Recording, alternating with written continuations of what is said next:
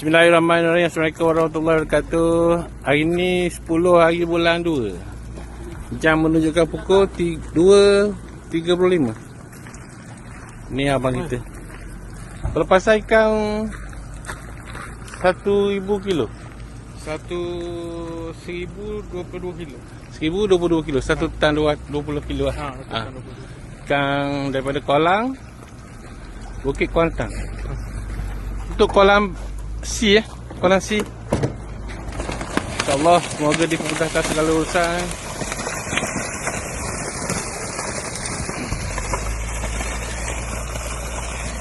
Ikan comel, ikan gemuk.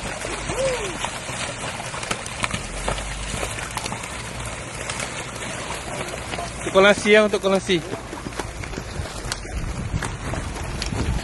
10 hari bulan 2. Pukul 3.36, 37, 35 macam tu. Pelepasan ikan daripada ikan kolam Bukit Kuantan. Kolam C 1,000 kilo, 1,020 kilo. 1 tan lagi.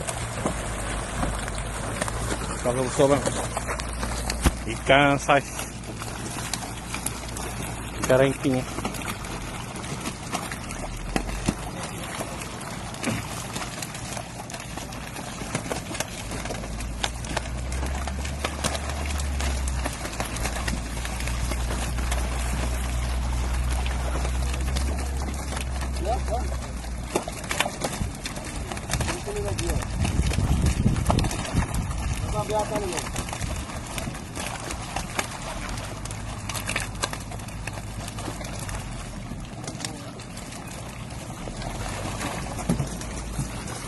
Oh, tengok. Gelegok. Gelegok pagi ni, gelegok.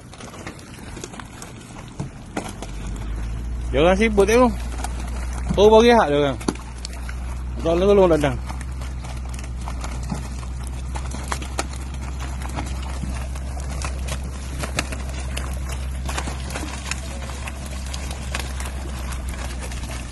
Tu bosol tu.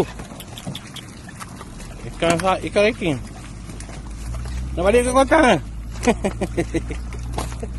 Nak balik ke Kuantan. Tidur. Takut tu. Jaga. Kalau nak ke depan. Jaga pijak.